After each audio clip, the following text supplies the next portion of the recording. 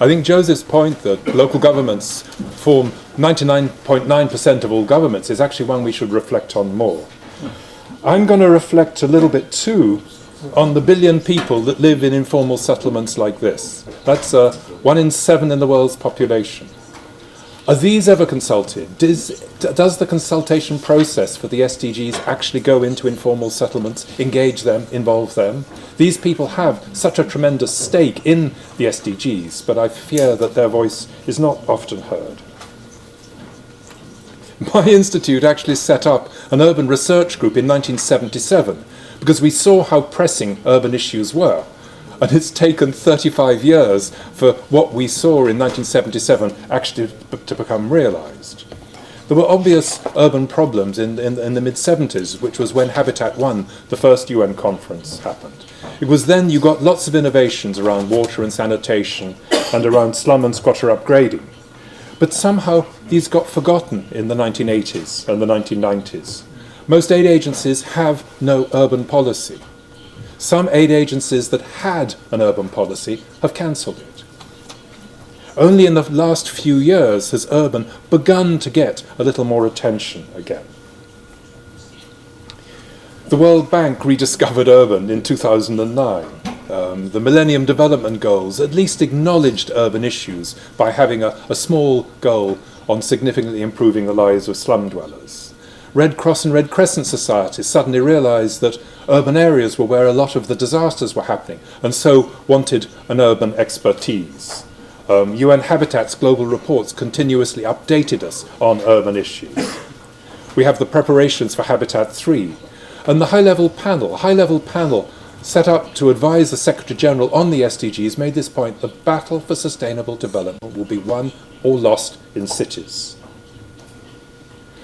This year, much to my surprise, I've been asked for advice on urbanisation by humanitarian agencies, health agencies, foreign policy specialists, demographers, aid agencies, minority rights group, even a specialist group on maternal and child health, suddenly recognising that urban contexts present different challenges from rural context, where most of their work had been previously. And you have this excellent report by United Cities and Local Governments, giving a survey of basic services right across the globe with great detail for every one of the world's regions. And as Joseph mentioned, the Intergovernmental Panel on Climate Change, in its 5th assessment, suddenly took urban seriously. If you go to the 4th assessment published in 2007, not much on urban. The new assessment for adaptation, 105 pages only on urban.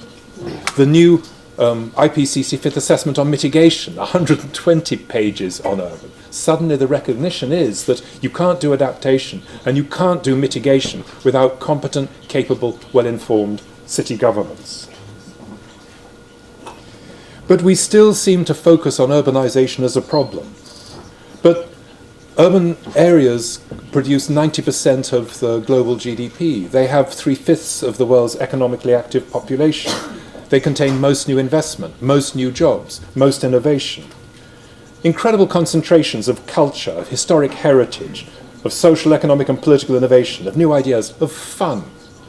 You know, for 40 years I've been going around to cities in Africa, Asia and Latin America, and I have a tremendous time. Whereas my colleagues in rural areas usually come back with dysentery and a less fulfilling role. Perhaps more to the point, cities can sustain very high living standards with small ecological footprints. Interestingly enough, the city of Porto Alegre in Brazil, one of the most innovative cities socially and politically, has quite a small ecological footprint. Yet it's probably got the best quality of life of any city in Latin America. Copenhagen, a gorgeous city to visit, is seeking to be carbon neutral by 2030. So a city that is gorgeous, that is well maintained, that is fun, that is vibrant, can also be a city that meets its global responsibilities. Just to give you a little visual on this, this was where the world's largest urban agglomerations were in 1950.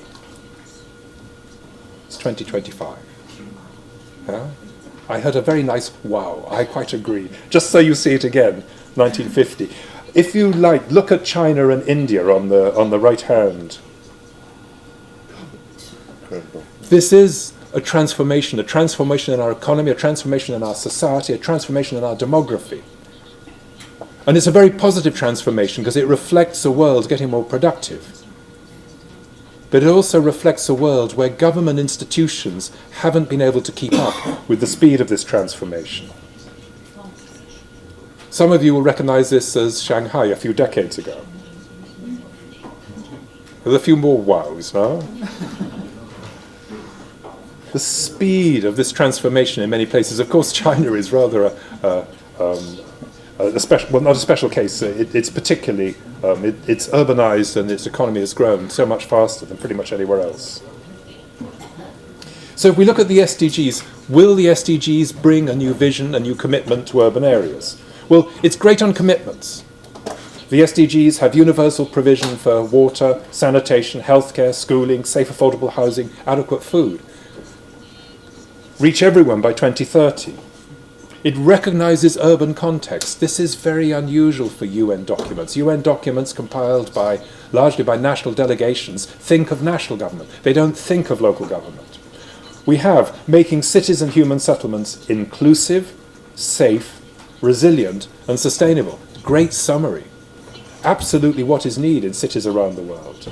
And we see by 2030 to enhance the capacities for participating, integrated and sustainable planning and management. A very radical agenda. Leave no one behind. The MDGs are all about halving people or cutting by 2/3, or in the case of slum dwellers, reaching 10% of them over a 20-year period. This is universal provision. Leave no one behind. Avoid dangerous climate change. Very clear. But there's so little attention to how, to by who, and to what. It's failure to recognize how most of the goals and the targets that they're setting actually depend on local and regional governments for their implementation. And yet how many local governments were actually engaged in drafting the SDGs, in reviewing them, and now in defining the targets that should be monitoring them. Just to remind you, this is the percent of the urban population with water piped to premises.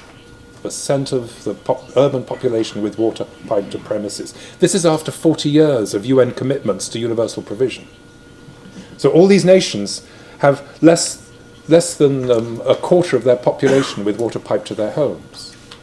In many nations, there's a smaller proportion of the population with water piped to their homes now than there was in 2000 or in 1990. They haven't even kept up with the growth in urban areas, let alone served the backlog. Most urban centres in sub-Saharan Africa and much of Asia, they have no sewers. They have no covered storm drains. This is for cities of 2 million, 3 million, 5 million, even 10 million. The backlog in the needed investment in basic infrastructure for water and for removing household waste, fecal matter in particular, is absolutely enormous. How are we going to mobilize the funding and the local commitment to this? We have to recognize the key role of local government and the fact that it doesn't receive the support it needs, especially in Asia and in Africa, to address the responsibilities that have been allocated to it.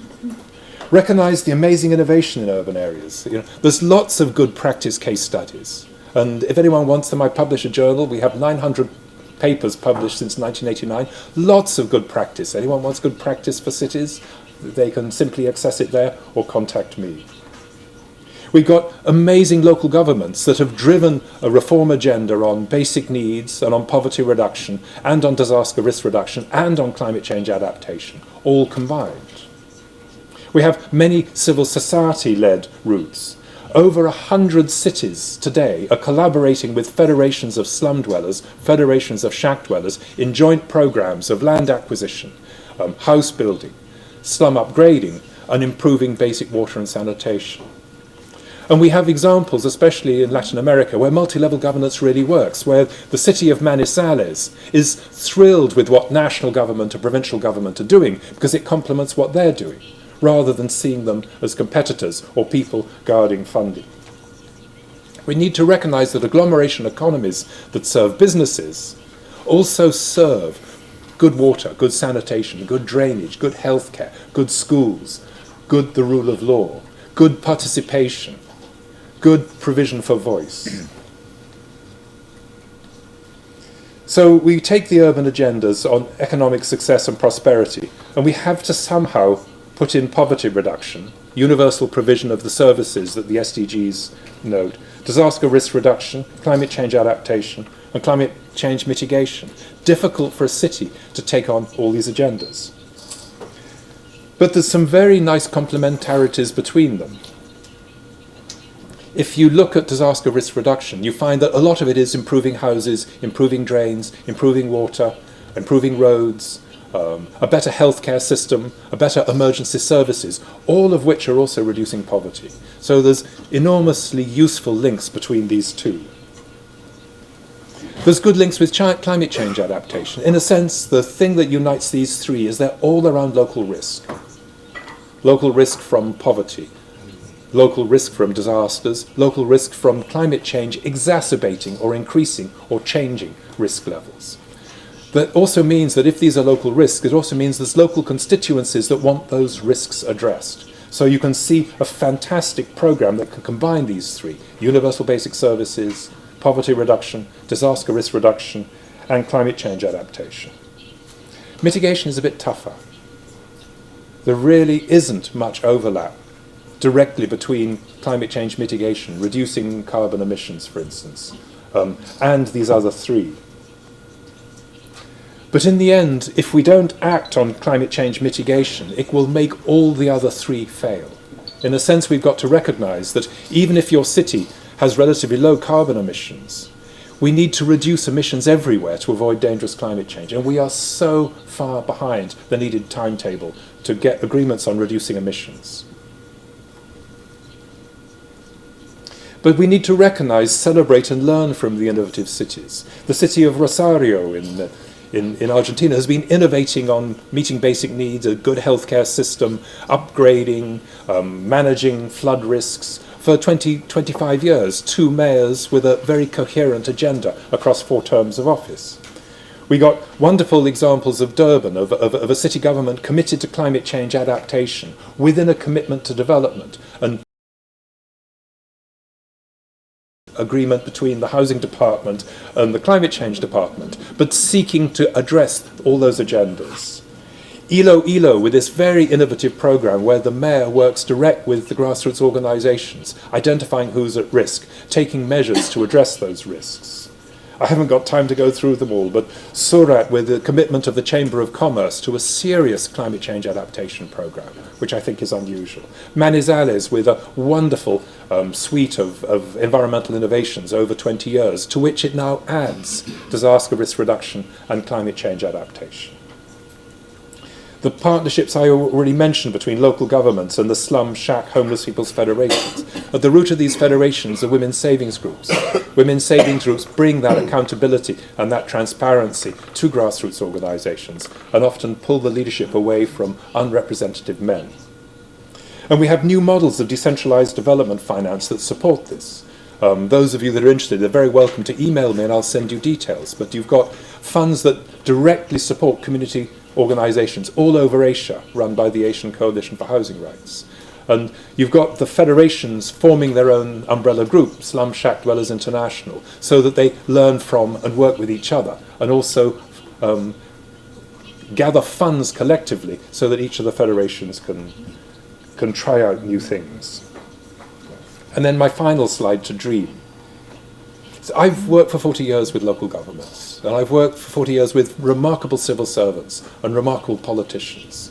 And their voices is never heard within the United Nations. I think it's time that we found ways of doing that.